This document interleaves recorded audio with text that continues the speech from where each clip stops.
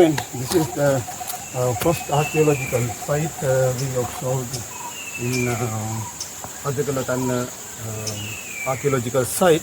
After 45 minutes ascending, again 10-15 minutes descending, I reached to the special site where ancient stupa, small stupa is there.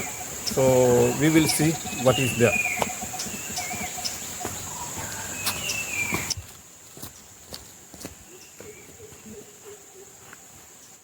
This is known as the Mihindu Stupa.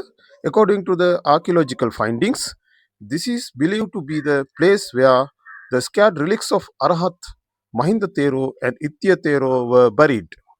Mahinda Thero is a very important figure in Sri Lankan history. He was the Buddhist monk who came from India and played a very key role in introducing the establishing Buddhism in Sri Lanka during the 2nd centuries before Christ. He was also the son of great King Ashoka of India. During that time, King Devanampittisa was ruling Sri Lanka. With King Ashoka's vision of spreading Buddhism to other countries, Mahinda Thero was sent here on a historic mission. He didn't come alone. He arrived with 5 other monks and Ittiya Thero was one of them. What makes this place even more special is that it is believed the relics of both Mahinda Thero and Ittiya Thero are preserved in this stupa. And this is not just a belief, there is supporting evidence. A nearby rock, inscription written in ancient Brahmi script, confirm the historical importance of this site. So when you stand here, you are not just looking at the ancient structure, you are standing at a place that makes the very beginning of Buddhism in Sri Lanka. That's why this site is extremely valuable, not only archaeologically, but also historically and spiritually.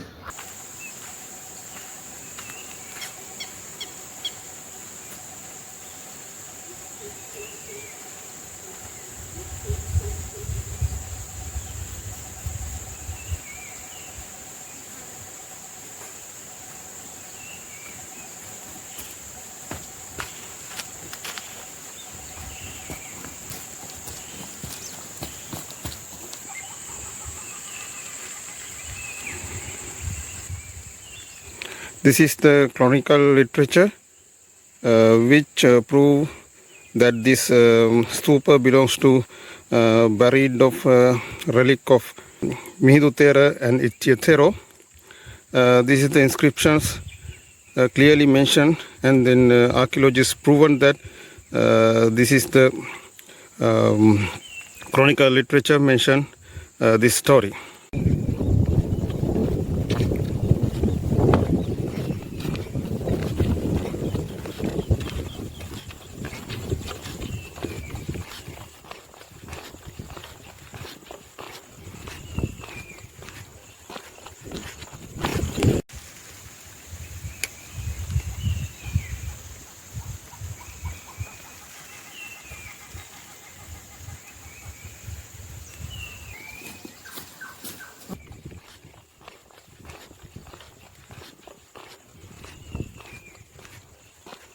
This small tank you see here is known as Rambuka Wewa, a rain-fed reservoir.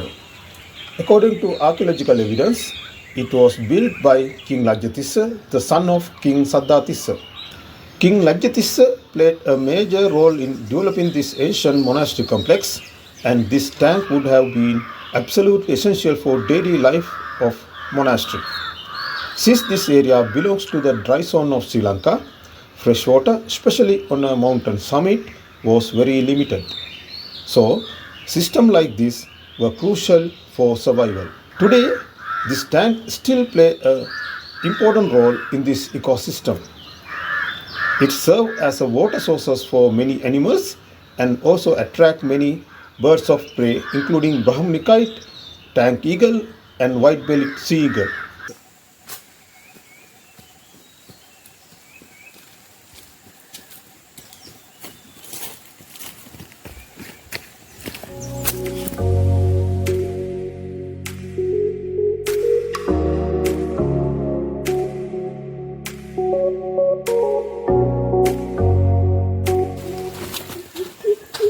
Yeah, this is a very important place in Rajagala. This is very old paintings. We call this a Chitralena or painting cave. Still, I can identify very small pieces of paintings, very old, belongs to 2 centuries before Christ. So still some of the paintings visible up to there. Then another important thing is the drippage, protect from the rainwater, move inside the cave. Most of the caves we can see drippage system.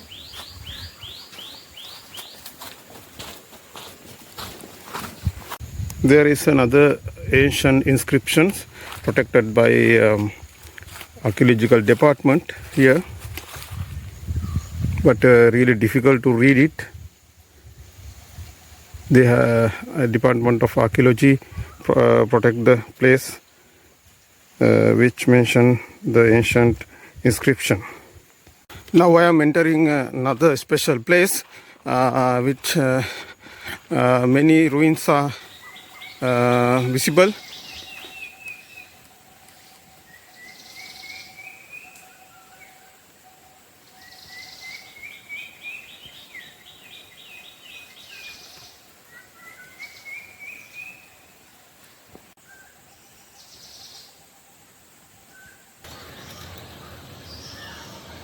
This structure is called the Uposathagaraya, also known as the chapter house. The main entrance is located on the western side, and there are 2 additional smaller entrances as well. The entrance is decorated with the 2 stones called Rajagala.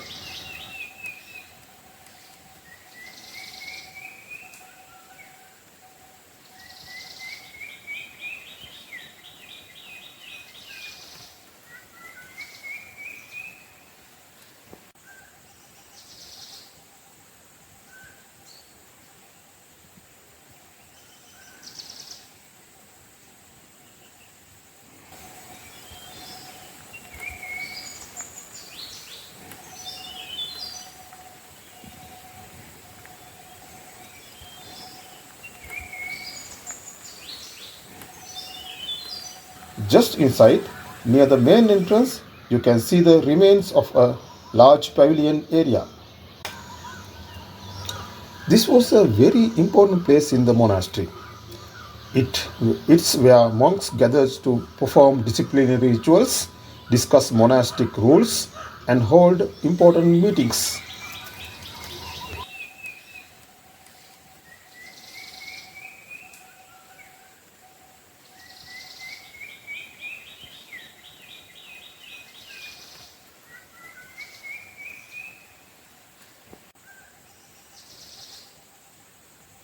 This is called Janthagaraya, another special house. Still we can observe some stone pillars. Probably it was a nice shelter. Probably it was maintained very nicely. But unfortunately we cannot observe those artifacts.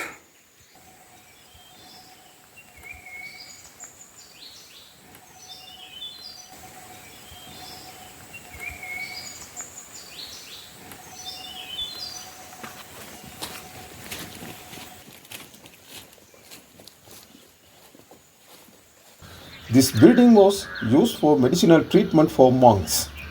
At the center, you can see a small square-shaped tank. It was most likely used for steam bath or therapeutic treatments aimed at reducing body fat and improving health. Hot water would have been filled into this tank, and medicinal herbs prepared by grinding with stones would be added. Over here, you can also see an outlet which was used to drain the water through an underground channel. These treatments were based on traditional Ayurvedic practices. Medicines can be added into the hot water. So then the monks can get the treatment from this small tank. So here, this is the outlet. After the treatment, used water can be drained out from here to the special underground drainage. So then all the entire used water move out from the tank. Facilities like this were essential in Buddhist monasteries to maintain the health and well-being of the resident monks.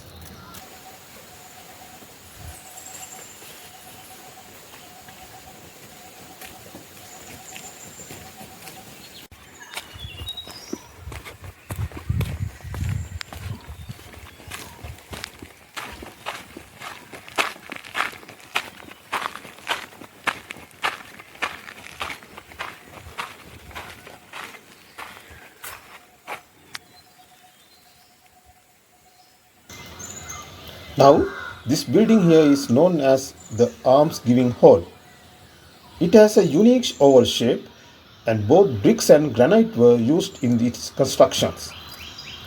From the remains, we can see that the roof was supported by stone pillars of different heights and was likely made of wood, convert, covered with roofing tiles.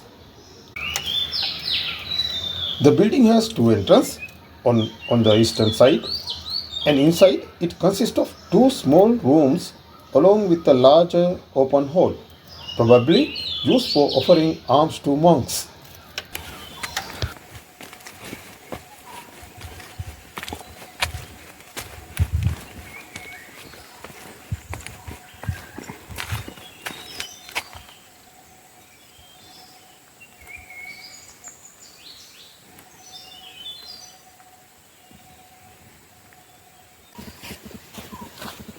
Okay, guys. Now I am in very special place in Sri Lanka. It's a really rare things. Uh, can you guess what is this? Actually, this is a clock. You believe? Okay, I will show you. So here, this is the circular stone. They have divided several marks here.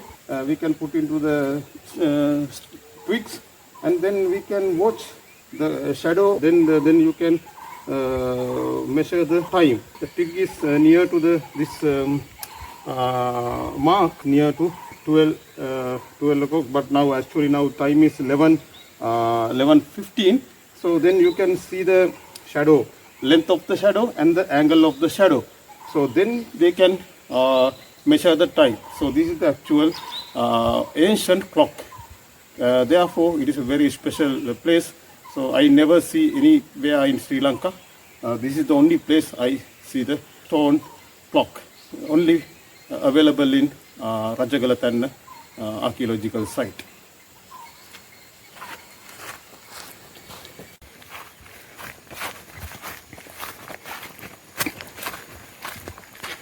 Now I am heading into another special place in Rajagala. This is the particularly fascinating area where natural water sources were carefully managed to supply drinking water to the Rajagala monastery complex. Water flowing down from the top of the mountain was first filtered through large stone boats. Then it traveled along the drain curved into stone slab and sometimes through the stone gutters before finally collecting in these large stone balls. There is evidence that a structure once existed here to protect these balls. Sadly, one of them has been damaged by the treasure hunters. This is the only place where we can see this kind of stone balls to collect the water. These two balls believe that they have used for the drinking purpose. You can see a nice dragon head at the end of stone gutter.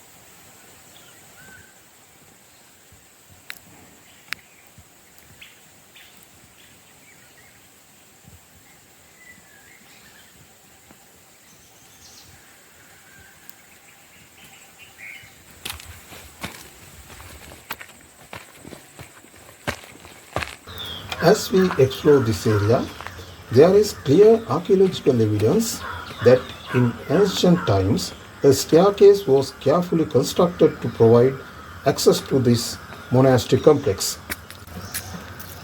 This shows how well planned and significant this site.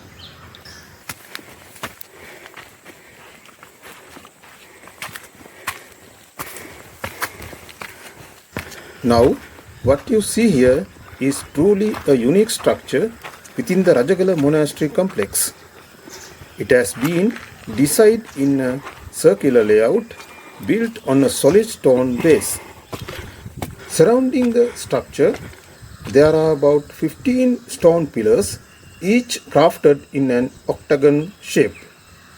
Around the base, you can still notice beautiful carvings of elephants, dragons, swans, and other symbolic features reflecting the artistic excellence of this period.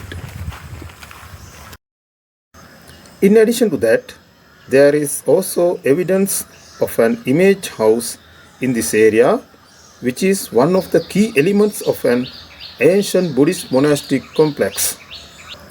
The main entrance of this building faces to the north, and it is decorated with finely carved Korawak stones, along with two guard stones and a moonstone, features that highlight the spiritual and architectural significance of this place. Based on these characteristics, it is believed that this structure may have been used as a relic house in ancient time, making it highly scarce space within the monastery.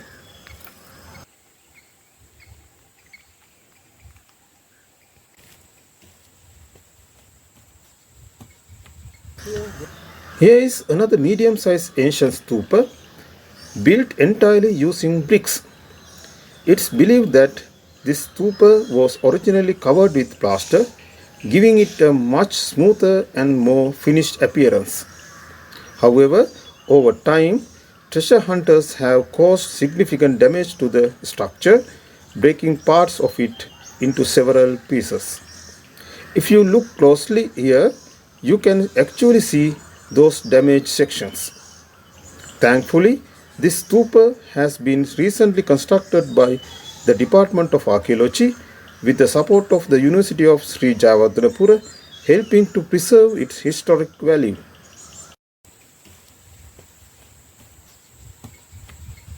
Now I want to show you a very special stone artifacts known as the Janthagaraya. This is a circular stone pieces that usually sits on top of a pillar and is typically placed at very top of a stupa. But here, interestingly, it has been fixed at the base of the stupa instead. Moving on, here's another fascinating artifact called the Gala. This is a square-shaped stone curved with the footprints of the Buddha. You can also see several artistic markings around it, which are believed to represent qualities of the Buddha's teachings. These footprints were highly significant in early Buddhist worship.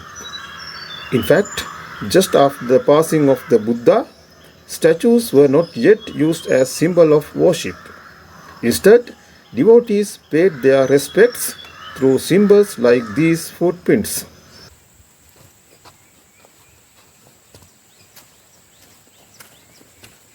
And right here, you can see another footprints as well.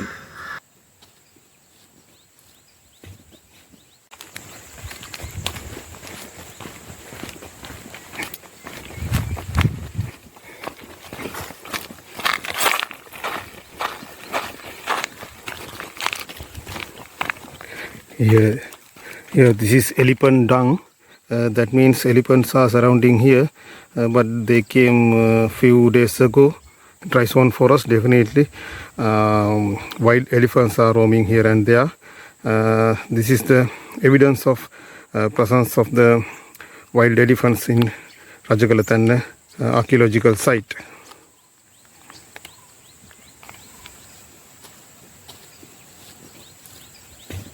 Here we are in Ampara district, so therefore I can clearly visible several isolated mountains in Ampara district. In far away I can see many mountains.